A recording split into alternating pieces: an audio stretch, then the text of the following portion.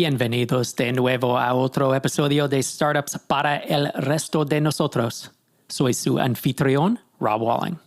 And in this episode, I'm joined by Dr. Sherry Walling, where we have a great conversation. It's kind of fun. We move from the best uses of the internet. We tell a couple recent stories that, have more relevance to us as humans. Then we talk about Sherry's recent circus show and her desire to do that. It's as much of an entrepreneurial venture as anything is, given the amount of time and focus and money and energy it takes to put that on. I asked her why she does it. And I think there's some lessons to be learned from her journey and what we all do as entrepreneurs. And finally, we talk about our new book, which I say new book. I mean, we're probably still 6 months out, from launching it, but it's a book about selling your company, about thinking through whether to sell it, things that could change that would make you consider selling it, the mental side of the process, dealing with all the humans involved. And we haven't talked anywhere else about the book in this depth as we do in this episode. Before we dive into the episode, I wanted to let you know that our MicroConf Mastermind program is open for applications. I've talked a lot on this podcast about how important masterminds have been to my entrepreneurial success, but finding the right founders to join up with can be hard. Over the past few years, our team has successfully hand-matched over 1,000 founders into mastermind groups by looking at your revenue, team size, strengths, goals, and a few other data points to make sure your peer group is the right fit. Once matched, you'll also have access to our mentorship series, a 3-month program where you can connect with some great minds in sales, business development, marketing, and more. If you're looking for accountability, honest feedback about your business, and the opportunity to make new friends that care about your success, you can learn more and apply today at microconfmasterminds.com. Applications are closing soon, so make sure to get your application in by June 12th. Again, that's microconfmasterminds.com. MicroConf Europe is returning to Dubrovnik in early October. It's an absolutely incredible venue right on the Adriatic Sea. Every room has a view of the ocean. You really should head out there if you can make it. And we are on the hunt for headline speakers. In the past, we've had some great talks from folks like Peldi Gilzoni, Steli Efti, and Laura Roeder. So if you want to join the ranks and speak from our main stage, or if there's a founder or a subject matter expert out there who you would like to see, please let us know by heading to microconf.com/speakers or by clicking the link in the show notes. And with that, let's dive into our conversation.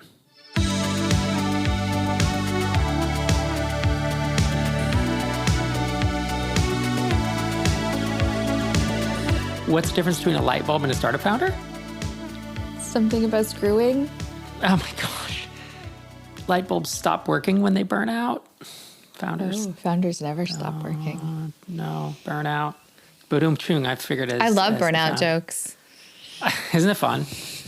My whole life is like a burnout joke. Something to joke about. Well, thanks for coming back on the show, Dr. Walling. It's great to have you here. It was a pleasure. Mostly you didn't have anybody else, so you're like, hey, will you be on my podcast? Did you just say it was a pleasure as if the episode's done? I just think it is a pleasure. Kind of like, check. It was a pleasure to be asked. Oh my God. It was a pleasure just to be nominated. I'm happy to be here. Oh my goodness. This is we're off to an amazing start. Okay, so I want to kick us off. We're going to dive into all kinds of fun stuff today about motivation, about the exit book we're talking about, maybe even talk about a circus show. But I want to kick us off with a story from you, the best use of the internet. Tell us this story.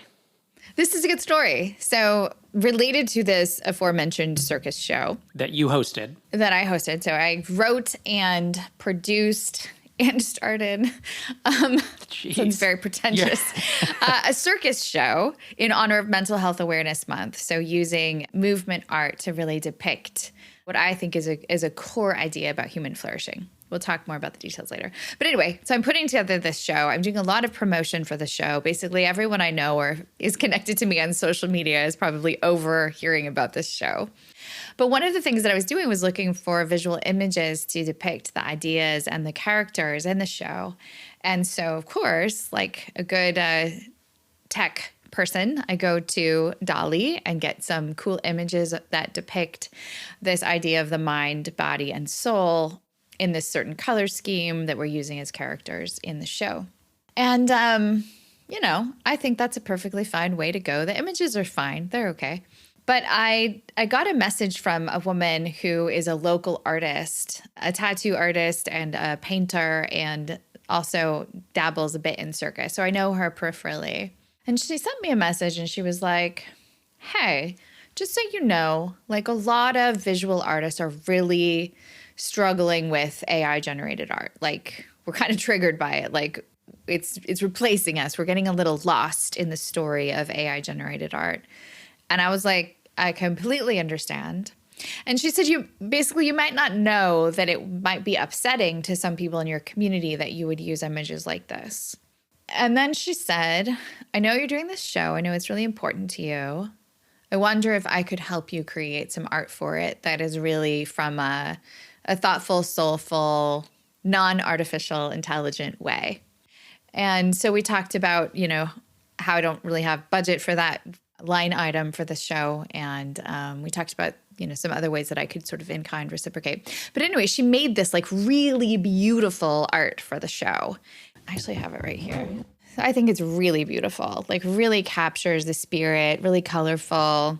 And I loved the best of the internet story because she saw that I posted something that kind of bothered her. Not like deeply made her angry, but just bothered her. And she doesn't know me very well, but she took the time to write me like a very thoughtful note. Gave me the benefit of the doubt, like wasn't accusing, wasn't like, hey, you're clearly aligned with the robots and hate all artists. Like it didn't make it this polarizing discussion. But she just sort of spoke her truth about it in a very thoughtful, respectful way, and then offered to help, like offered this collaborative kind solution. So I know that not every AI-generated piece of art is going to generate that kind of warm human interaction, but I really loved the way that she handled it, as opposed to all of the potential ways that could have been much more inflammatory. And it also really gave me a space to super celebrate her artwork, both on the internet and in 3D, and it was a big poster for the show. So I like the story. Yeah, because there was some nuance. Like there's nuanced thinking of like, oh, it's not all bad or all amazing. And also it sounds like she came in with a posture of questions, of genuinely seeking to find out your thoughts on it, offering a solution instead of just raising how many people approach you. It just wasn't a rant. Yeah. It's a rant. Or how many people approach me about my businesses or stuff I publish or microconf, and it's just problem. Did you know there's a problem here? Oh man, there's a problem here. You should really fix that problem. And it's like, oh, what are you doing to help fix that? I think it's like as a community, we could all fix that problem. And that's not what she wasn't saying, oh, you created a problem and you should fix it. She's like, how can I offer to help? That's great. I love that story. I have a best use of the internet story as well. Not at all related to startups or entrepreneurship at all, but little known fact. I set the record at my high school for the 300-meter intermediate hurdles. I set it back in 1993. And I don't think about that at all. Obviously, it was something that I probably should be proud of. It was a great moment. I remember the moment it happened. I remember qualifying for the state meet in California that year, which is hard to do. And I remember breaking the record. But since I left school, I just haven't thought about it. My track coach from that year pings me every 5 years or so on Facebook Messenger and says, you still have the record. No one's beat it. You still have the record. So he thinks about it more than I do because he's like, involved with it. It's a point of pride for him. It was his first year of coaching. And so I get this Facebook Messenger message from a guy I went to high school with. And I have not talked to this guy since the day we graduated in 1993. And he says, someone just broke your record. 31 years. And he said, my son runs for our same high school we went to, and is a really good friend of his. And I've watched this kid go after your record all year, and he just broke it. He said, I think there's a video of it too. I can send it. And I was like, what? I was like, are you trying to scam me out? Do I need to wire you money? This is so out of the blue. I'm just like, I haven't thought about this in forever. And so he sends me a video of the race, and this kid is he's a 17-year-old, he's a junior. He's way ahead of the rest of the field, just destroying them. And my friend said, it makes me realize how much of a badass you actually were. It was such an odd comment, but like it just kind of came out of the blue. He says, seeing how dominant this kid is and to know that you were running this in the 90s, like that's a big deal. So it like impacted me a lot in a way, all positive. Like there was nothing that I was not upset. I was not sad. I don't think like, oh, my record. All I thought of was good job, kid. Good job. Super proud of you. I love too that like, this kid was gunning for you. He was. That he knew the number and he knew that you said it. Yep. And he's like, I'm going to get Rob Walling's record. Yep. And my name and number, they have all the records. So my friend said he was gunning for Rob Walling's record. And like, that's just such a trippy thing. Cause I don't think about it that way, but like, he has no idea who I am. I'm wondering if my friend ever told him that he ran track with me. Maybe he did, maybe he didn't. But like, I'm just some amorphous person who ran this 39.30 time in the hurdles. So I thought about it until he broke it by 2500ths of a second. I was really impacted by it in a way. It made me nostalgic, but it also made me super proud of myself for being 18 and doing that. It also made me really, really happy for this kid. Just really happy that like he could share in that joy. And I don't need the joy anymore. You know what I mean? You've accomplished some things. Yeah, I don't need the joy of being the record holder. It just doesn't matter.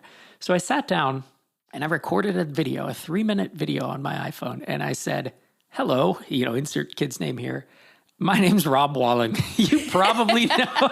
You know my name. You know my name. Oh, it's so funny. And I said, you just broke my record and I have nothing but incredible respect for you, and realize the rarefied air. Like our school it's a high school. I think it was started in the 70s, and the record I broke was set in the 70s. So I was either the second or maybe the third person to hold it. So now you have this kid who's the third or fourth person to ever hold this record. And it's fast. Like he's either going to beat his own record or I think it'll be decades again. Like this is a hard record to beat. He's a junior, right? He's a junior. He's 17. He's not done yet. Crazy.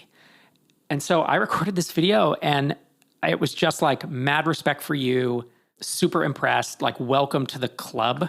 There's 4 of us. Like, obviously we don't know each other, but like it's pretty incredible. And then I told him, I'm pretty old now. It's been 30 years since I broke that. And I told him how much track and being an athlete has meant in my life. How much it taught me about hard work and about... So you gave this kid like a 3-minute old guy lesson, like... A little bit. But I tried to be like really authentic. Like this is the rest of your life in the sense of... This matters a great deal. That's what I was trying to say. This matters so much. And I still remember the day I broke it. I still remember the accomplishments that I did in track, even though I don't think of them that often. Once I do it, like... It's a big part of my life. So anyways, I sent that to his parents because I had their info. And they showed it to him and he was like, whoa, this is crazy. And then the parents were like, oh my gosh. His dad was like, you just taught him more in 2 minutes than like, I'm trying to teach him all this stuff. But he's willing to listen to you because you and he are like the only people that have done You're in this. Special club that I'm not in. Just crazy. So anyways, that's my best use of the internet because without the internet, like I wouldn't have found out about it. It would have been months. I couldn't have sent him a video, just so many things coming into play of like, that is really cool. And I hope this has a big impact on him, maybe just for a day, maybe for a week, or maybe like me for the rest of most of his life. I love the impact that it's had on you, on the sense of connection to that part of you, like that 18-year-old version of you. And since this has happened, like you've gone back and you found the video of the race where you set the record and we watched it together and you showed it to our son who's just beginning his track career. And I think that the ability to connect both with other people that you wouldn't necessarily interact with, but also to connect with this past version of you feels like quite a gift. Thanks, Internet. We've been partnering with Lemon.io for several years, and they've proven to be a great choice when it comes to hiring for a highly skilled developer to work on your project. Here are 5 reasons why you should consider working with Lemon.io. Number 1, the time from your request to getting a candidate is just 48 hours. Number 2, their developers have previously worked with tech giants like Apple, Google, Netflix, Airbnb, Intel, and Lego. Number 3, they only provide senior devs with an average of 7 years experience. Number 4, their talent pool covers more than 300 dev languages and frameworks. And lastly, number 5, your hire comes with a zero-risk replacement guarantee. Customers of Lemon.io typically stick around for at least a year, proving they know how to gain your trust by delivering consistent results. Quit wasting time searching for a solid developer at a great price. Get in touch with Lemon.io. As a bonus for our podcast listeners, you'll get a 15% discount on your first 4 weeks of working with a developer at lemon.io/startups. That's lemon.io/startups. So speaking of a past version of you, just a couple short weeks ago, you were hosting, producing, starring, and you sound like Sylvester Stallone. I wrote the movie because they wouldn't let me be that. I wanted to be the lead, and then they did. So this circus show was an event. It was how many performers, hundreds of attendees, 3 different performances, like a lot of moving parts. Talk us through what it entailed and why you did it. Like why do you do something like this that's hard, you know? So this is the second circus show that I've created, and it involves 20 artists, and we had 400 attendees over 3 shows. One of the shows was a continuing education class for licensed psychologists, marriage family therapists, social workers living in our state, which in and of itself is like quite bizarre that the boards of those different entities have to approve an educational activity like this. So they approved a circus show with it. I think is pretty cool. So the shows that I've created, both of them have been an attempt to bring into the 3D, bring into physical artistic expression, some deeper observation or truth about human functioning and human flourishing. So it's a little bit like Cirque du Soleil meets your therapy appointment. So if you could imagine your therapy appointment being acted out by a Cirque du Soleil troupe, that's our show. That's a heck of a tagline. And I only starred in this one because I needed a couple extra acts and I didn't have any more budget. So I was like, I guess I'll do it. Truth, actually. But I get to work with these extraordinary performers. And, I think I love doing this work because so much of my work is so intellectual, right? It's word-based, it's thought-based.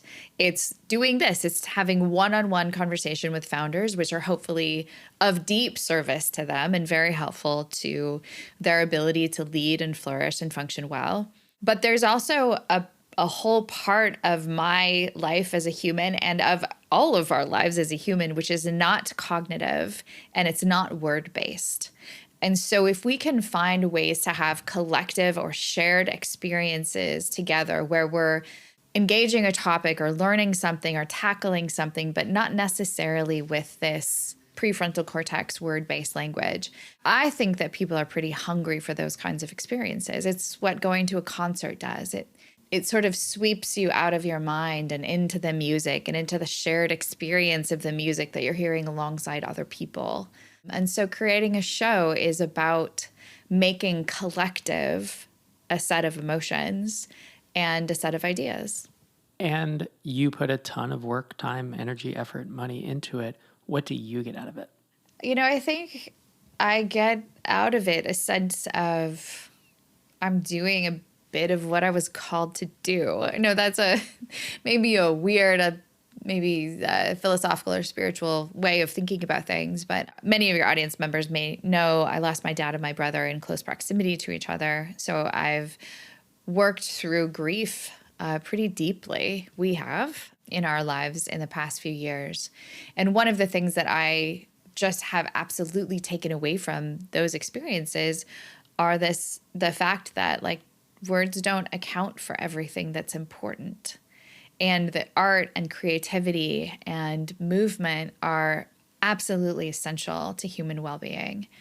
And so I can talk about that and I write about it and I tell everybody, but to show it and to invite people into an experience of it is a way of having people know something, not just with their minds, but with their cells, with their whole bodies.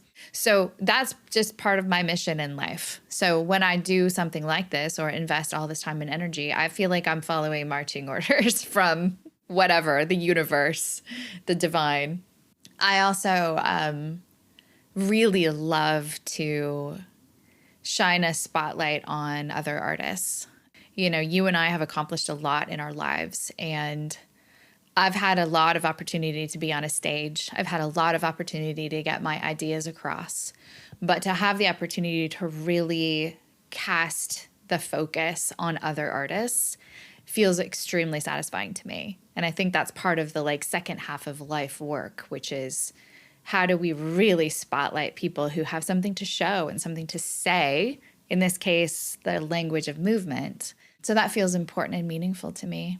Also, it's just a thing I think should exist. I think we should have more deep level, meaningful engagement on meaty topics in creative ways. So that's what I'm about. Yeah, it sounds like a really nice compliment or in alignment with life's mission, life's passion. It's nice to be able to do something. And that's where you're willing to do something hard and invest time, attention, and energy and do something that is mentally and physically and psychologically challenging. But it's worth it. Maybe like playing a sport, being a founder. Yeah.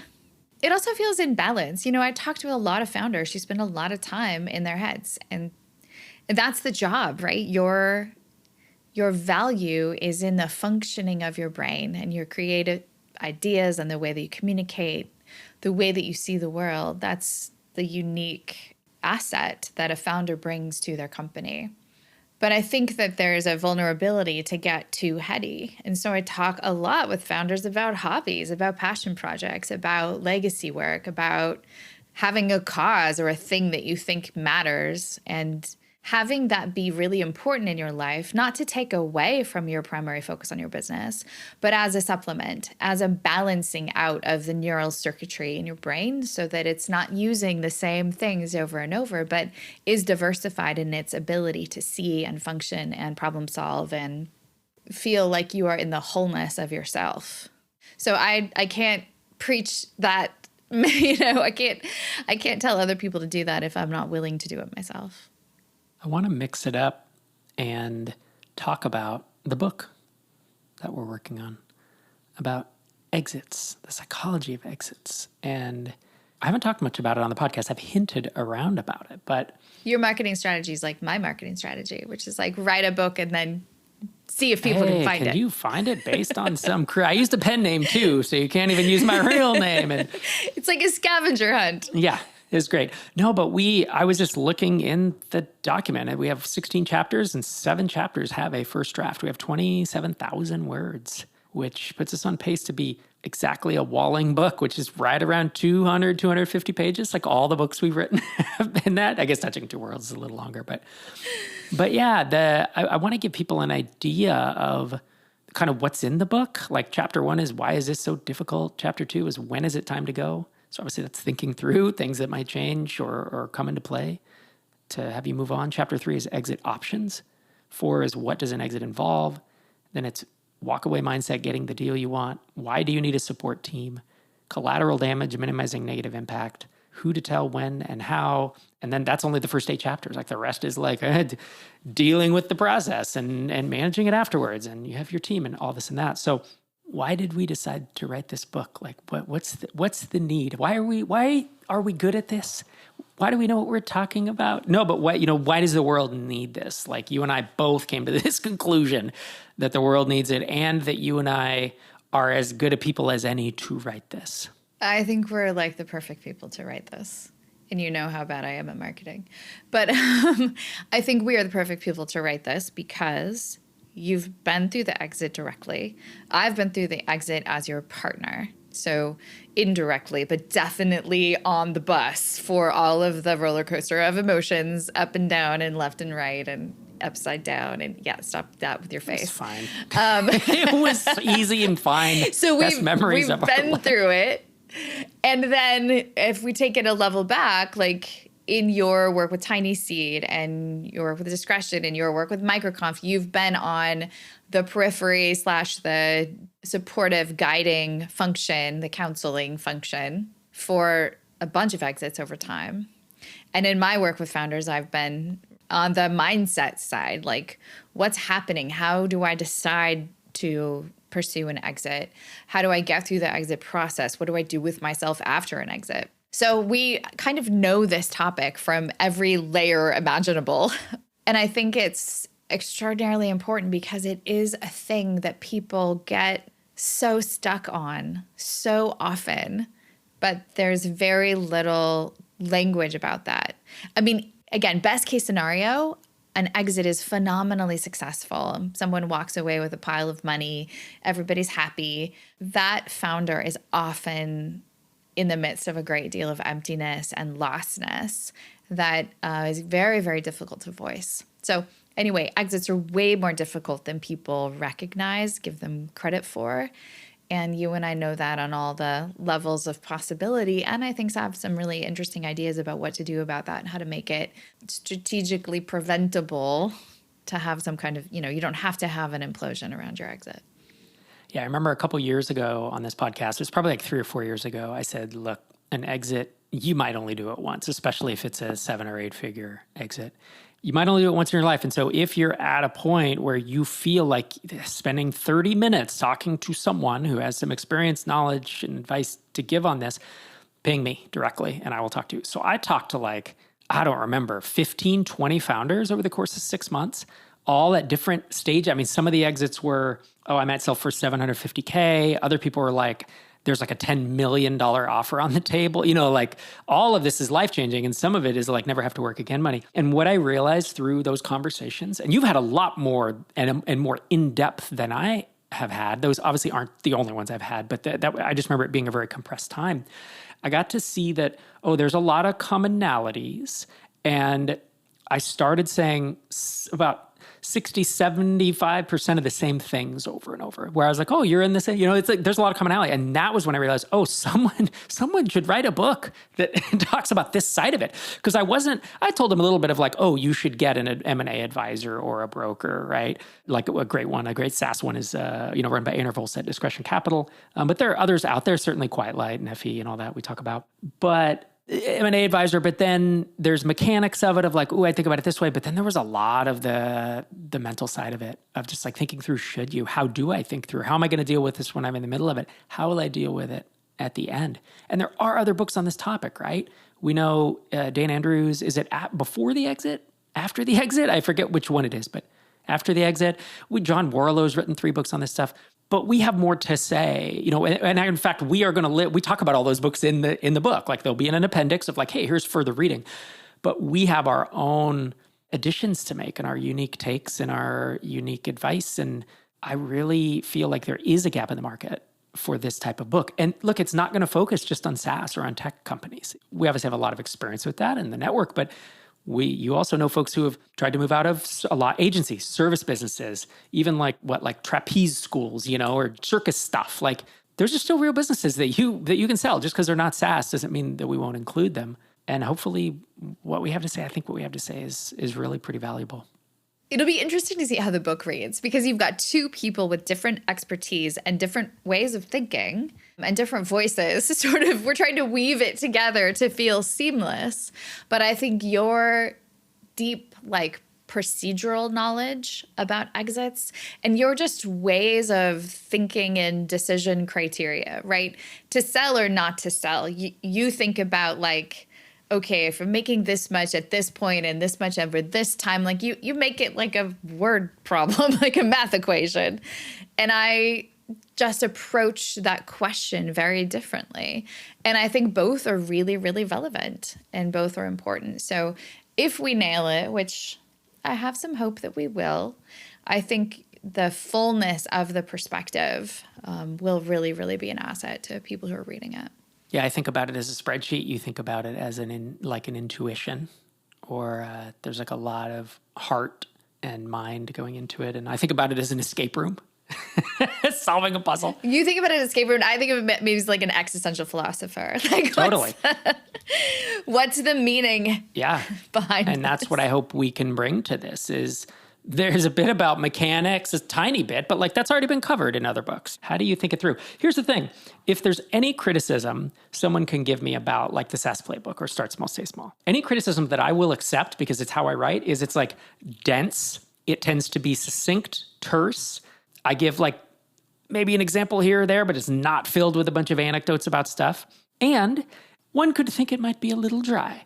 And I feel like, look, I'm very practical about things. It's informational, right? And yours is certainly informational, but from a different perspective. And I think you drive a lot of, here's a story, here's an example, and here's, like you said, an existential question rather than, are you doing math in your head, or are you really thinking about all the people involved? And ultimately, exits are both, right? They are a math problem of what numbers make sense.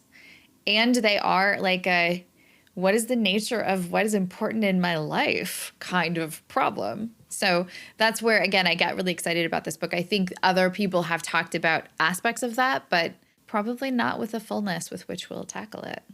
So I'm excited about it. We have about 3/4 of it mapped out really well, and obviously half of it written. So hopefully coming, I don't know, later this year. Yeah, when are we launching this book? Don't know yet, but I do. My chief of staff was asking me, well, what's your timeline on this? And I'm like, writing this summer. Try to get it done. Because you have a few other things that you're launching. Another book. So we've got to launch all our things. I also am going to do a deeply revised update of The Entrepreneur's Guide to Keeping Our Shit Together. Well, we are. Totally. I think it could use it, right? I mean, that's a 6-year-old book and it's held up well, but I think there's a lot. We have so many more stories, anecdotes, and thoughts. When I read through it now, I'm like, oh, this is cool. It's a little light. I have a lot more to say. Yeah, I have so much more depth now. And then, of course, the SaaS Launchpad, which is my precursor to the SaaS Playbook, right? The early stage stuff. That book, I keep saying it's written, but now as I go back and read it, I'm like, ooh, this is like 80% of the way there. Like I need to rewrite a lot of pieces. And I think not a lot, but I need to rewrite some pieces. So I'm more building I'm doing a video course through MicroConf called the SaaS Launchpad. And I think that's going to be the next thing I launch. The SaaS Launchpad itself is a book I think is behind the Exit Playbook, depending on timeline. In terms of launch timeline? Yeah. I could see SaaS Launchpad be next year. I do love how you/we are going to be able to speak to the whole life cycle of a SaaS business, right? There's the Launchpad, which is so you're thinking about making a SaaS company. Then there's the SaaS Playbook, which is here's what you're going to do. And then there's the Exit book, which is here's how you wrap it up nicely. Take your bucket of money and go. And then the Entrepreneur's Guide will help you not lose your sanity or your family while you're doing said books 1 through 3. I'll tell you what, they have the Star Wars trilogy, right? They have the Unholy trilogy, which is Kevin Smith's, Clerks, Mallrats, and Dogma, I think. Or maybe it's Clerk, Mallrats, and Chasing Amy. And we have, what was this, a quadrilogy now? Quad, yeah. Yeah. Unless you want it to be a trilogy, and then the Entrepreneur's Guide is the Silmarillion. It's right. It's the lore. Here's what's really going on in your head. Oh boy, it's the deep lore. If you want to read Elvish, no, don't say that. It's very, very approachable. Oh boy. Yeah, but it'll be interesting. I've never obviously relaunched a book before. Mm-hmm. I want to do it that way to retain the title. And, there's a lot of reasons to do it because it's not a totally new book, but I'm aiming for 30 to 40% new, which is a chunk. So if you've purchased it before, please consider purchasing it again. Oh, yeah. We'll make it so it's worth a while, right? And we'll reread the audiobook because the audiobook quality is so-so. And yeah, I think, and we're going to do it together, right? I mean, I don't know. That could be interesting. We'll have a lot of off-the-cuff moments.